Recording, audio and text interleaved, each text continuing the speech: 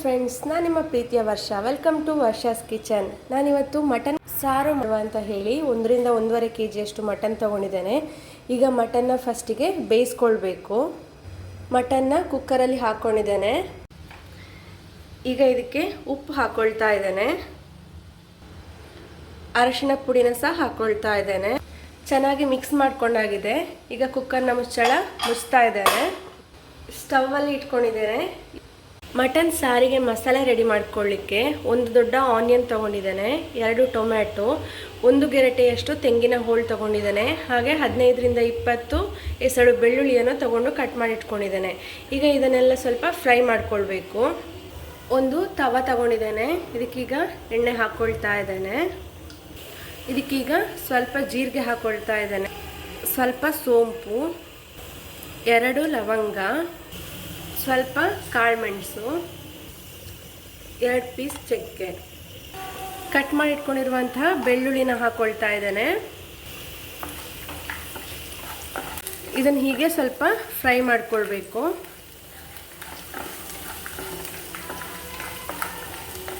ಬೆಳ್ಳುಳ್ಳಿ ಫ್ರೈ ಆಗಿದೆ. ಕಟ್ ಮಾಡ್ಕೊಂಡಿರುವಂತಹ ಆನಿಯನ್ನ ಹಾಕ್ಕೊಳ್ತಾ ಇದ್ದೇನೆ. ಇದರೊಟ್ಟಿಗೆ ತೆಂಗಿನಕಾಯಿ ಹೋಳನ್ನು ಸಹ ಹಾಕ್ಕೊಳ್ತಾ ಇದ್ದೇನೆ.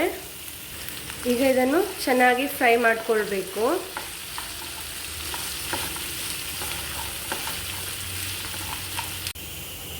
ಆನಿಯನ್ ಮತ್ತು ತೆಂಗಿನಕಾಯಿ ಹೋಳು ಚೆನ್ನಾಗಿ ಫ್ರೈ ಆಗಬೇಕು ಆಯಿಲಲ್ಲಿ. ಚೆನ್ನಾಗಿ ಫ್ರೈ ಆಗಿದೆ. ಈಗ ಇದಕ್ಕೆ ಟೊಮೆಟೊ ಆ್ಯಡ್ ಮಾಡ್ಕೊಳ್ತಿದ್ದೇನೆ. ಸ್ವಲ್ಪ ಉಪ್ಪು ಹಾಕ್ಕೊಳ್ತಾ ಇದ್ದೇನೆ.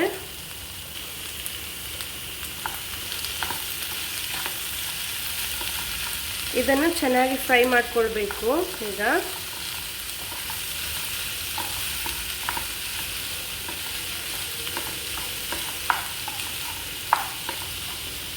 ಟೊಮೆಟೊ ಚೆನ್ನಾಗಿ ಫ್ರೈ ಆಗ್ತಾ ಬಂದಿದೆ.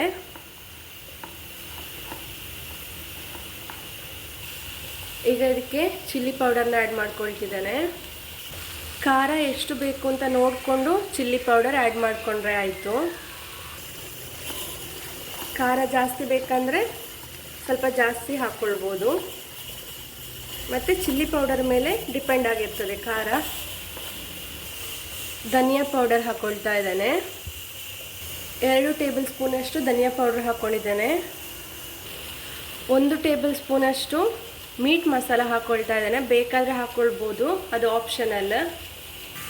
ಈಗ ಚೆನ್ನಾಗಿ ಮಿಕ್ಸ್ ಮಾಡಿಕೊಳ್ಳುವ ಇದನ್ನು. ಹಾಗೆ ಸ್ಟವ್ ಸಹ ಆಫ್ ಮಾಡ್ಕೊಳ್ತೇನೆ. ಹಾಗೆ ಚೆನ್ನಾಗಿ ಮಿಕ್ಸ್ ಮಾಡಿಕೊಳ್ಳುವ ಇದನ್ನೀಗ.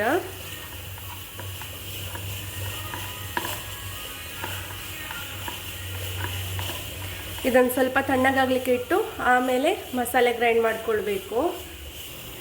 1 ತುಂಡು ಶುಂಠಿನ ಆ್ಯಡ್ ಮಾಡ್ಕೊಳ್ತಿದ್ದೇನೆ ಇದಕ್ಕೆ. ಹಾಗೆ ಕೊತ್ತಂಬರಿ ಸೊಪ್ಪನ್ನು ಸಹ ಆ್ಯಡ್ ಮಾಡ್ಕೊಳ್ತಾ ಇದ್ದೇನೆ.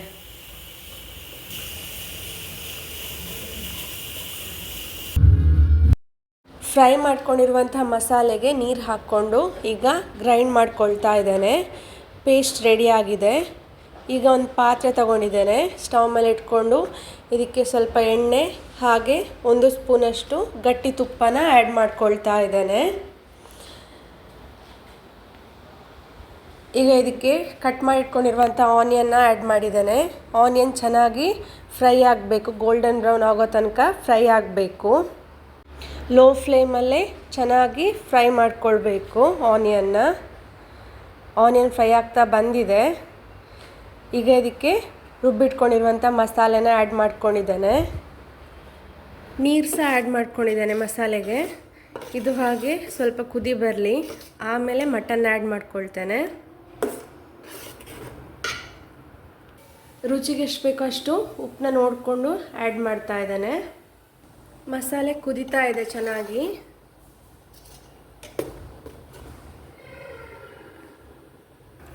ಈಗ ಮಟನ್ನ ಆ್ಯಡ್ ಮಾಡ್ಕೊಳ್ತಾ ಇದ್ದೇನೆ.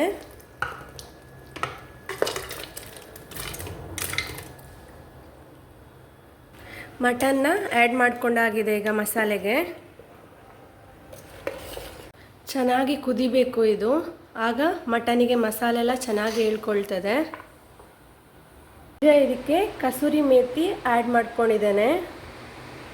ಹೀಗೆ ಇನ್ನೂ ಸ್ವಲ್ಪ ಹೊತ್ತು ಕುದೀತಾ ಇರಲಿ ಇದು. ಮಟನ್ ಸಾರು ರೆಡಿಯಾಗಿದೆ. ಬಿಸಿ ಬಿಸಿಯಾದ ಮಟನ್ ಸಾರು ಸವಿಯಲು ಸಿದ್ಧ. ಈ ವಿಡಿಯೋ ನಿಮಗೆ ಇಷ್ಟ ಆದರೆ ಲೈಕ್ ಮಾಡಿ, ಶೇರ್ ಮಾಡಿ, ಹಾಗೆ ಸಬ್ಸ್ಕ್ರೈಬ್ ಮಾಡಿ. ಧನ್ಯವಾದಗಳು.